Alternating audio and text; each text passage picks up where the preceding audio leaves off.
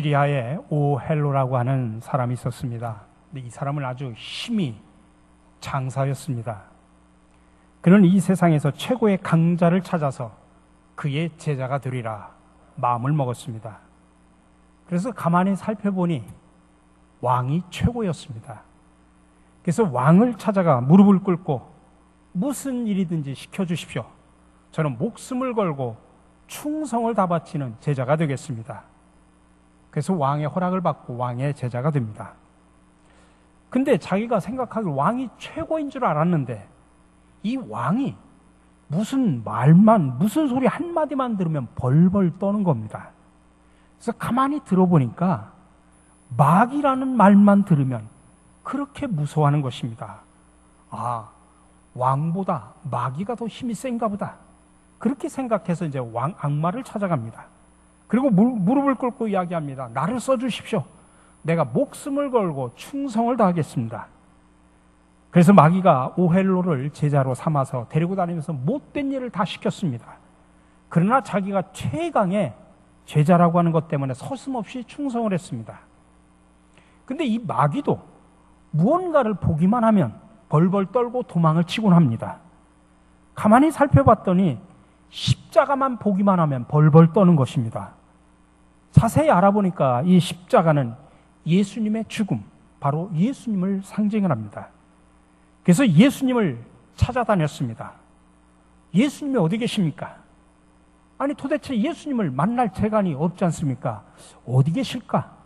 아마 사람들이 많이 왕래하는 곳에 계시지 않을까? 그래서 큰 나루터를 지키면서 사공 노릇을 하면서 예수님이 혹시 지나가지 않을까? 거기서 지키고 있었습니다. 근데 학습 고대를 해도 예수님을 만날 수가 없었습니다. 근데 어느 날 비가 억수로 쏟아졌습니다. 큰 강인데 강이 범람할 정도로 비가 쏟아집니다. 근데 그날 밤이 되었는데 어느 소년이 갑자기 자기 집 문을 막 부서지게 두드리는 겁니다. 왜 그러느냐? 지금 제 어머니가 지금 위급하다는 연락을 받았습니다. 이 시간에 제가 빨리 강을 건너서 가야 됩니다. 저를 좀 도와주십시오. 그러나 배를 가지고는 그 빠른 물결을 건널 수가 없었습니다. 할 수 없다. 배를 건널 수가 없다. 그래도 소년은 막무가내였습니다. 그래, 그럼 할 수 없지. 그럼 내가 힘이 센 장사니까 내 등에 업히거라. 그리고 소년을 등에 업고서 강을 건너기 시작을 합니다. 처음에 강을 건널 때는 얼마나 가벼운지 모릅니다. 근데 점점 갈수록 등이 무겁기 시작을 합니다. 근데 어느 순간 갔더니 한 발짝도 옮겨 놓을 수 없을 만큼 그렇게 무거운 것입니다. 그래서 오헬로가 등에 있는 소년에게 야 이놈아 너는 도대체 무엇을 먹었길래 그렇게 무겁냐? 그러자 소년이 내가 세상 죄를 모두 걸머져서 그렇노라 그렇게 대답을 했습니다. 바로 그 소년이 예수님이었습니다. 그는 그때 그 예수님의 사랑과 십자가의 대속을 깨닫고 남은 인생 예수님을 따르는 제자로서의 삶을 살았다고 합니다. 나중에 이 사람 오헬로가 죽은 다음에 그의 이름이 바뀌어서 성자라는 칭호를 주면서 크리스토퍼, 오헬로를 크리스토퍼라고 이름을 바꿨는데 크리스토퍼라는 말이 그리스도를 업은 사람이라고 하는 뜻입니다. 그는 이렇게 성자의 칭호를 받았다고 합니다. 우리는 교회 안에서 흔히 제자라는 말을 많이 씁니다. 근데 제자는 단순하게 학습을 하는 학생이 아닙니다. 제자라고 하는 것은 예수님의 부르심을 받아 그분을 따르고 그분과 같이 살며 그분으로부터 배우고 훈련을 받고 또 그분이 하는 일을 자신도 같이 하는 사명자를 말합니다. 신약 성경에 우리가 예수님의 수제자라고 말하면 베드로를 이야기합니다. 베드로는 이와 같은 사명자로서 제자들의 대표성을 갖습니다. 대표성이라고 하는 것은 신약에 그려진 베드로의 모습이 예수님의 제자로서의 부름받음과 순종, 또 실패와 성공, 또 감당할 사명의 삶과 운명에서 일종의 모형과 같은 구실을 한다고 하는 뜻에서 대표성을 말하는 것입니다. 그래서 부르심에서 사역에 이르기까지 베드로의 주요 에피소드들을 살펴보면서 오늘 이 시간에는 베드로의 영성을 우리가 함께 배우면서 제자의 길을 따라가기를 원합니다. 첫 번째로 우리는 분명한 신앙의 고백이 있어야 됩니다. 예수님이 물었습니다. 세상 사람들이 나를 뭐라고 하느냐? 어떤 사람은 이렇게 말합니다. 어떤 사람은 이렇게 말합니다. 그래서 세상에 떠도는 소문을 제자들이 대답을 했습니다. 그래?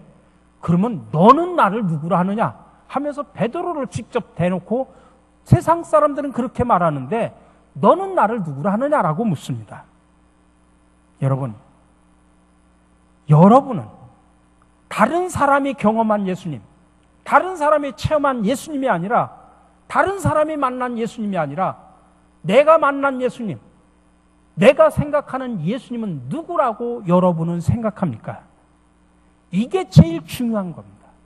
그 예수님을 나는 뭐라고 고백하느냐, 이게 중요합니다. 내 영원한 운명을 좌우하는 이 질문에 대한 대답이 분명해야 됩니다. 그래서 오늘 16절에 베드로에게 직접적으로 물으니까 베드로가 대답을 합니다. 주는 그리스도시요 살아계신 하나님의 아들이십니다. 이 고백의 뜻은 예수님은 그리스도이십니다. 메시아이십니다. 다시 말하면 십자가에 달리신 예수 그리스도께서 나를 구원해 주실 구원자이시고 내 인생의 주인이십니다. 그런 고백입니다. 이 고백에서부터 모든 것이 시작이 됩니다. 여러분, 신앙 고백이라고 하는 것은 어떤 단순한 나의 느낌을 표현하는 게 아닙니다. 하나님의 진리를 받아들여서 마음으로 믿고 입으로 인정해서 하나님께 영광을 돌리는 것입니다. 그러니 우리가 하는 사랑의 고백보다 더 중요한 게 바로 신앙의 고백입니다. 사랑의 고백을 하면 사랑을 낳지만 여러분, 신앙의 고백을 하면 생명을 낳습니다. 구원을 받습니다. 그래서 로마서 10장 9절에서 말합니다. 내가 만일 네 입으로 예수를 주로 시인하며 또 하나님께서 그를 죽은 자 가운데서 살리신 것을 네 마음에 믿으면 구원을 받으리라. 생명을 얻는다는 이야기입니다. 영원한 생명을 얻는다는 이야기입니다. 바로 이 신앙 고백이 분명해야 됩니다. 이 신앙 고백 위에 우리의 사명이 시작되어야 합니다. 이런 신앙 고백, 우리의 기초 바탕이 없는 속에서 여러분 사명을 감당하면 안 됩니다. 그러면 하루아침에 와장창 무너집니다. 모래 위에 세운 집이나 마찬가지입니다.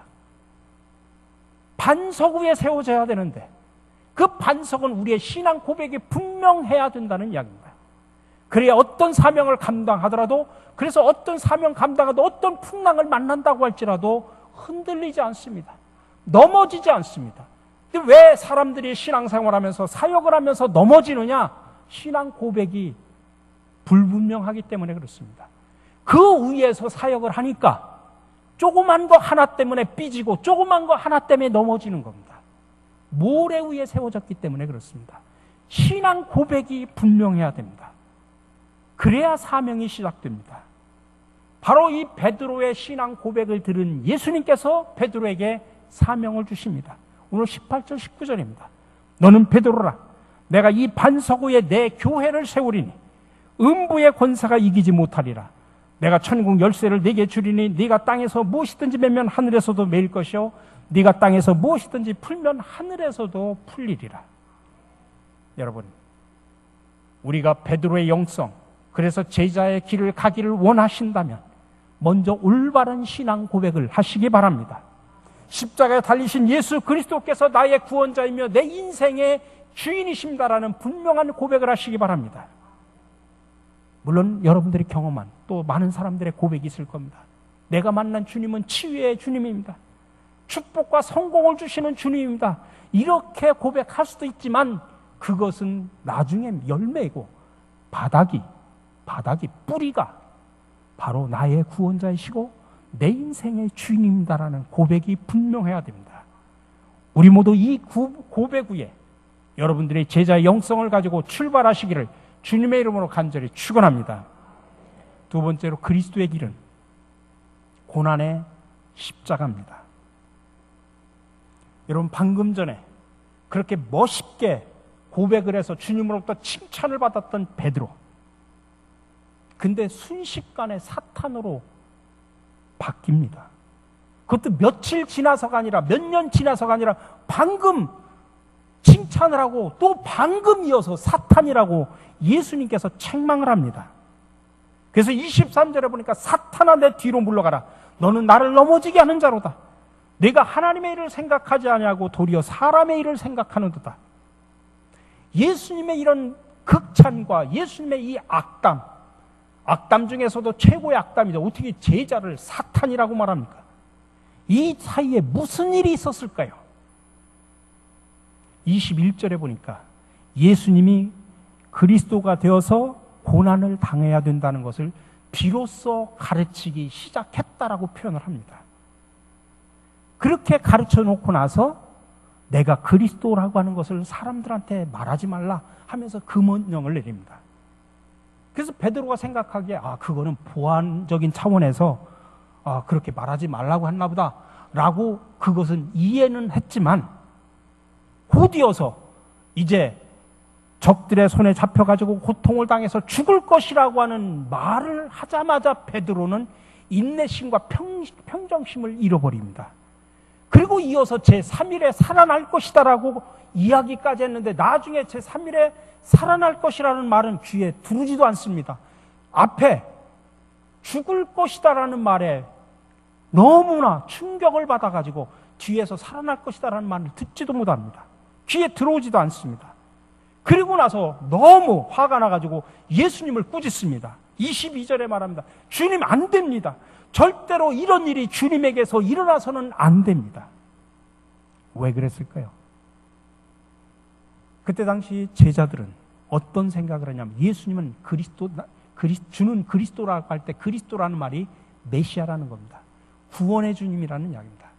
그들이 생각했던 메시아는 고난받는 메시아가 아닙니다. 십자가를 짊어지는 메시아가 아닙니다. 영광과 승리와 축복을 주는 메시아야만 합니다. 그것 때문에 3년 동안 따라다닌 겁니다. 제자들이. 그래서 우리의 메시아인 예수님이 나중에 정권을 잡으면 내가 누릴 영광을 늘 계산을 한 겁니다. 베드로 입장에서는 내가 서열 1위니까 예수님이 정권만 막강한 힘을 권력을 잡으면 내가 국무총리 정도는 되겠지. 이런 승리의 메시아, 영광의 메시아, 축복의 메시아만 생각을 하고 있었기 때문에 고난의 십자가를 짊어지는 메시아 이야기는 충격적인 이야기입니다. 근데 그것이 아니었습니다. 하나님 나라의 길은 권력과 영광이 아니라 고난과 십자가였습니다. 그것이 예수님이 인간을 구원하는 바로 방법이었습니다. 그것이 바로 사람의 일이 아닌 하나님의 일이었던 것입니다. 예수님이 공생애를 공적으로 사역을 하기 시작하기 전에 먼저 40일 동안 금식 기도를 하셨죠. 그때 금식 기도가 끝나자마자 사탄이 와서 예수님을 유혹합니다. 예수님을 유혹한 3번의 유혹의 핵심이 뭔지 아닙니까? 첫 번째는 하나님 나라를 경제 왕국으로 만들어봐라. 두 번째는 시험이 뭐냐면 하나님의 나라를 정치 왕국으로 한번 만들어봐라. 그리고 세 번째 시험이 뭐냐면 하나님 나라를 종교적인 기적의 왕국으로 한번 만들어봐라. 그런 유혹을 한 게 바로 사탄이었습니다. 근데 예수님의 입장에서는 그때 쫓아보냈던 그 사탄이, 그래서 떠나갔던 사탄이 지금 사랑하는 제자 베드로를 통해서 다시 나타나가지고 지금 예수님이 가셔야 될 고난과 십자가의 구원의 사역을 지금 가로막고 있는 것입니다. 베드로는 이것을 몰랐습니다. 그래서 잠시 사탄이 되어버린 겁니다. 이 생각에서 헤어나오지를 못하니까 결국엔 예수님이 말씀하신 대로 고난당하고 체포되어서 십자가에서 돌아가실 때 베드로는 뭐 했습니까? 예수님을 나는 전혀 모른다고 3번이나 부인합니다. 나는 그 사람 알지도 못해. 3번이나 부인한 겁니다. 처절한 실패입니다. 제자로서의 처절한 실패입니다. 여러분, 저와 여러분들도 교회에서 또 여러분들 세상 각자 삶의 자리 속에서 하나님의 일보다 사람의 일을 우선적으로 생각하면 여러분들도 사탄이 될 수 있습니다. 결국은 실패한 제자, 실패한 인생을 살 수밖에 없습니다. 우리가 신앙생활하면서 예수님이 원하는 길보다는 교회 안에서 내가 사역을 하면서 내가 어떤 직분을 가지고 내 입지를 좀 더 확보해서 하나님의 영광보다는 내 영광을 이루기 위해서 사역을 한다면 겉으로는 그럴듯해 보이지만 사실은 사탄이 되어버릴 수도 있다는 사실을 여러분들 명심하셔야 됩니다. 베드로가 그래서 넘어졌습니다. 그래서 제자로서 실패했습니다. 근데 여기서 끝났으면 베드로는 실패한 인생으로 끝났습니다. 그러나 거기서 그의 인생이 끝나지를 않았습니다. 결국 마지막 그는 십자가를 지고 따르게 됩니다. 예수님은 베드로를 사탄이라고 책망을 했지만, 그래서 정말 속은 터지지만 그래도 다시 불러가지고 다시 잘 가르쳐주기 시작을 합니다. 그게 오늘 24절, 25절의 이야기입니다. 누구든지 나를 따라오려거든 자기를 부인하고 자기 십자가를 지고 나를 따를 것이니라. 누구든지 제 목숨을 구원하고자 하면 잃을 것이요 누구든지 나를 위해 제 목숨을 잃으면 찾으리라. 예수님을 따르는 길은, 다시 말하면 제자의 삶을 살고자 하면 자기를 부인해야 되고 자기 십자가를 짊어지고 따라야 된다 하면서 주님을 향해 하나님 나라 일을 하기 위해서는 고난의 십자가에 대한 이야기를 합니다. 두 가지죠. 자기를 부인하라, 자기 십자가를 짊어져라. 여기서 자기를 부인하라고 할 때 이 부인한다고 하는 말의 원어적인 의미는 뭐냐면 자기 자신을 이미 죽은 사람처럼 취급하라는 이야기입니다. 다른 말로 하면, 요즘 말로 하면 내려놓음의 영성입니다. 날마다 죽는 연습을 해야 되는 겁니다.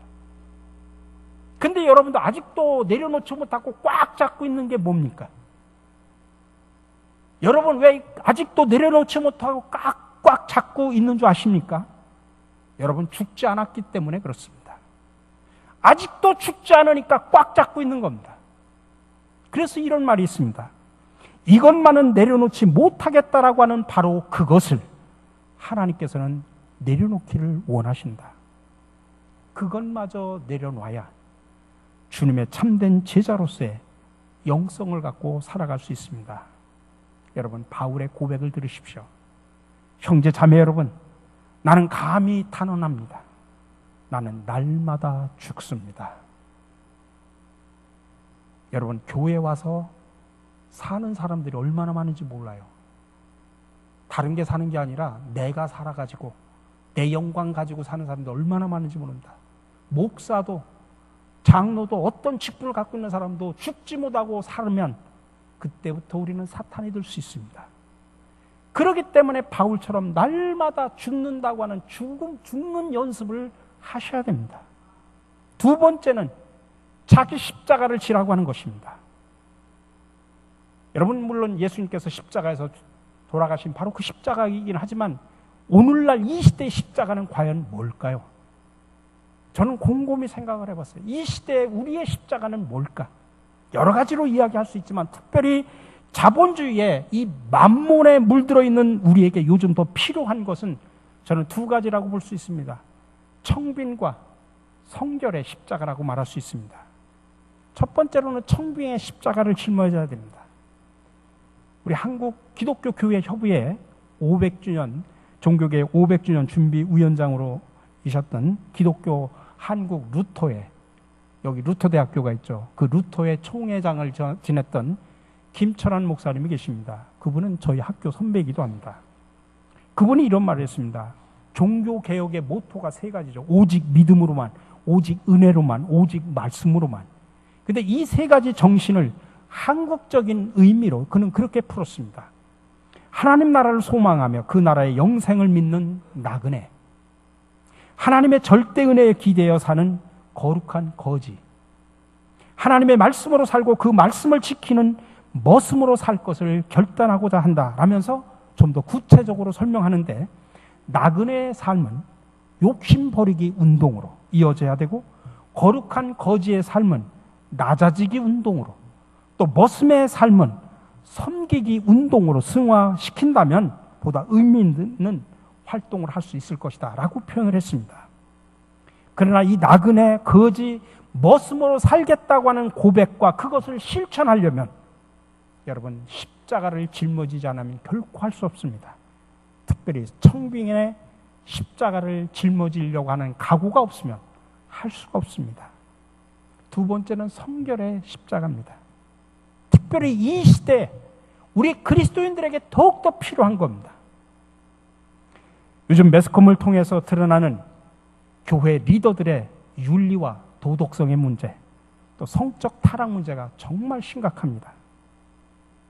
저는 가끔 매스컴에서 어느 목사가 성적으로 타락하고 성적인 이야기들이 나올 때마다 얼마나 창피한지 그 뉴스가 나오면 제가 교인들 얼굴을 들 수가 없어요. 너도 목사인데 저 목사나 너나 다를 게 뭐가 있는가? 창피해가지고 얼굴을 들 수가 없어요. 여러분, 이거는 미꾸라지 몇 마리의 문제가 아닙니다. 우리 모두가 다 빠질 수 있는 유혹이고 함정이라는 사실을 아셔야 됩니다. 내가 성결의 십자가를 짊어지지 않으면 저도 유혹에 빠질 수도 있고 여러분들도 유혹에 빠질 수 있다는 것입니다. 어느 누구 이야기가 아닙니다. 우리들의 이야기입니다. 지난주에 매스컴에 자주 올랐던 사람이 누굽니까? 육군 제2 작전 사령관 부부의 그 공관병들에게 갑질한 이야기가 폭로가 돼서 많은 군대 보낸 어머니들, 부모들은 정말 속이 터지고 열받죠. 뭐 그 사건이 어쩌고 저쩌고 저는 거기에 관심 없고, 그거보다도 더 중요한 것을 제가 오늘 말씀드리려고 하는 건, 여러분 그 사령관, 육군 대장이 누군 줄 아십니까? 교회 장로님이십니다. 그 부인이 교회 권사님이십니다. 정말 창피해 죽겠어요.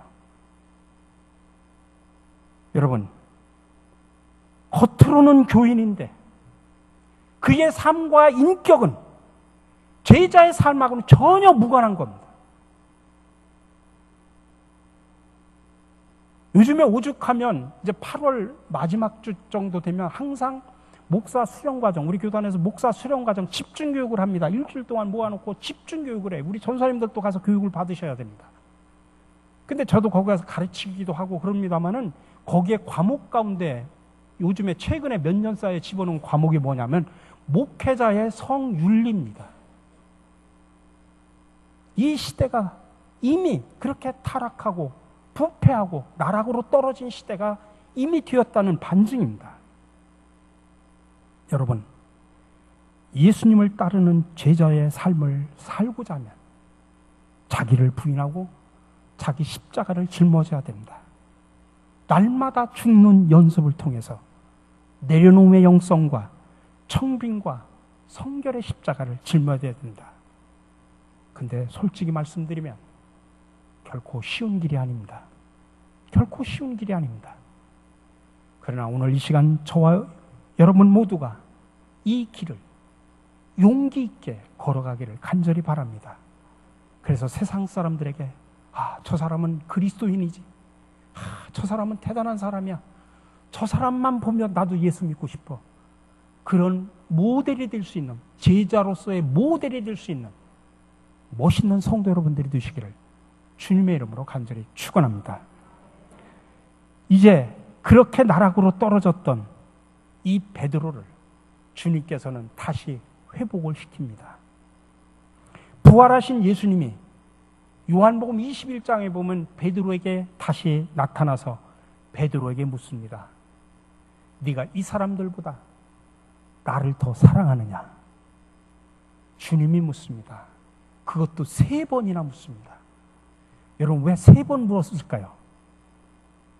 2번도 아니고 4번도 아니고 5번도 아니고 왜 3번 물었을까요?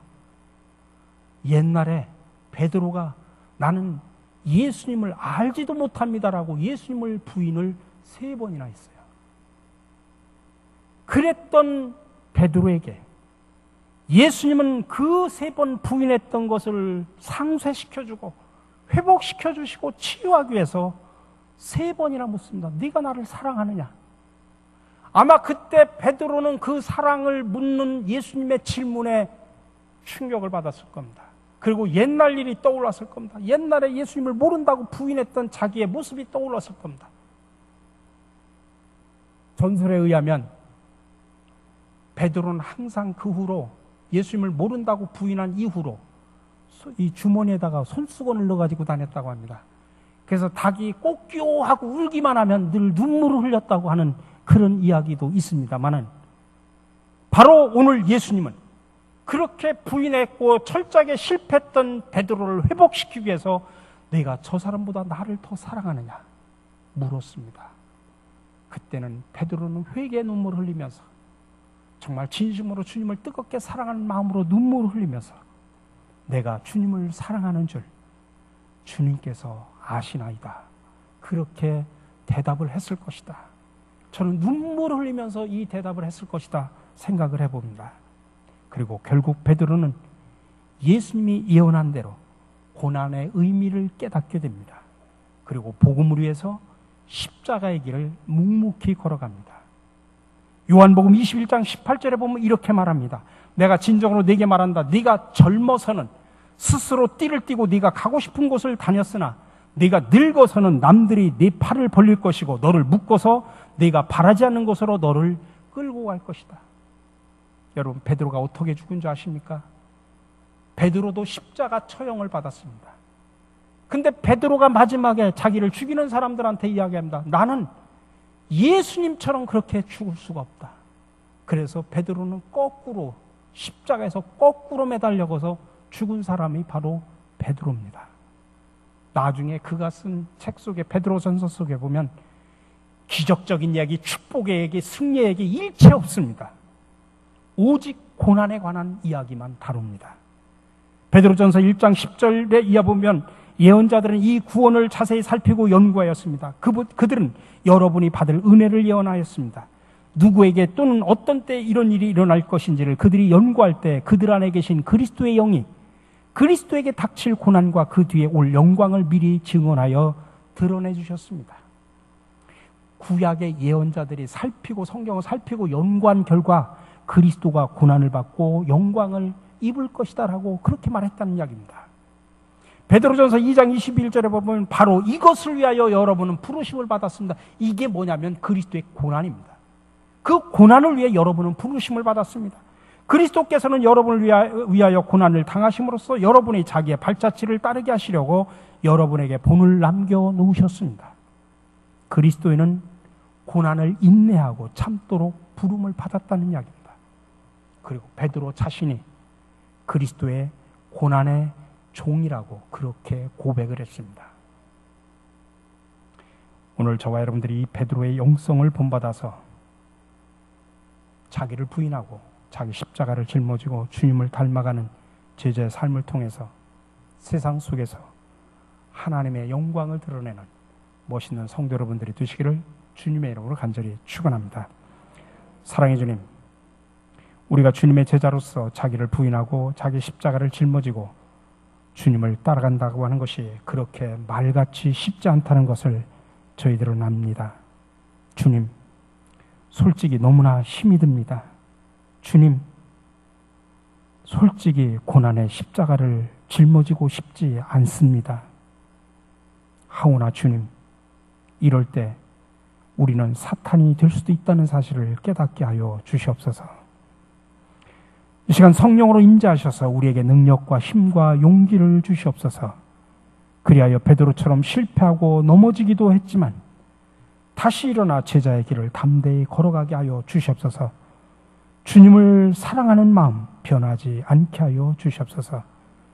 지금도 우리가 참된 제자의 삶을 살기를 원하시는 예수 그리스도의 이름으로 기도드립니다. 아멘.